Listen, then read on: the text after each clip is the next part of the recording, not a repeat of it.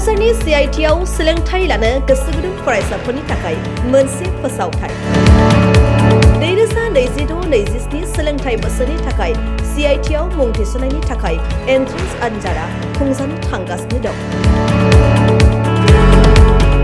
BTSनि राजथावनि नोगोर क'क्राझाराव थानाय मिरु सोलोंथाइ फसंथान सेन्ट्रेल इनस्टिट्युट अफ टेक्न'लजियाव 2026-27 सोलोंथाइ बोसोरनि थाखाय गुबुन गुबुन आयदायाव फरायसाफोरनि मुं थिसननायनि एन्ट्रेन्स आनजादनि थाखाय अनलाइन आर'ज गथायनाया सोलिगासिनो दं आरो फैगौ 25 मेआव अनलाइन आर'ज गथायनाया जोबथा जागोन। डिप्ल'मा, आन्डार ग्रेजुवेट, पस्ट ग्रेजुवेटनि थाखाय एन्ट्रेन्स आनजादा जुन दाननि 7 अक्ट'आव खुंफुंजागोन। PhDनि थाखाय 14 जुनाव एन्ट्रेन्स आनजादखौ खुंनाय जागोन। क'क्राझार CITआव नोंथांमोना गुबुन गुबुन गोबां आयदाफोर जेरै डिप्ल'मा कर्सआव civil engineering, computer science and engineering, electronic and communication engineering, control and instrumentation, food processing technology, animation and multimedia technology आयदायाव सोलोंथाइ लानो हागोन। बेचलर अफ टेक्न'लजि कर्सआव civil engineering, computer science and engineering, electronic and communication engineering, instrumentation engineering, food engineering and technology आयदायाव सोलोंथाइ लानो हागोन।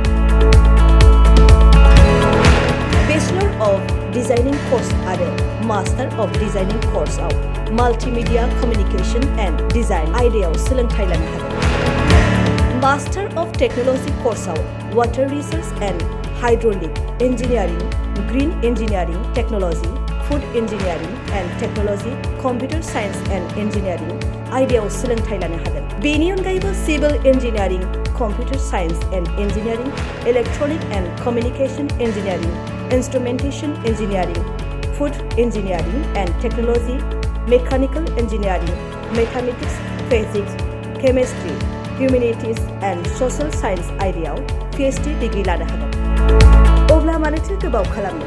क'क्राझारनि CITआव गोजौ आरो गुनगोनां सोलोंथाइ लानो थाखाय गोजौआव मख'नाय अक्ट'नि गेजेराव अनलाइन आर'ज खालामदो आरो थिखानाय अक्ट'आव एन्ट्रेन्स आनजादाव जिरायदो आरो मुं थिसनदो आरो बांसिनै मिन्थिबावनो थाखाय नोंथाङा 9365031406 मबाइल नम्बराव फोनांजाब खालामनो हागोन।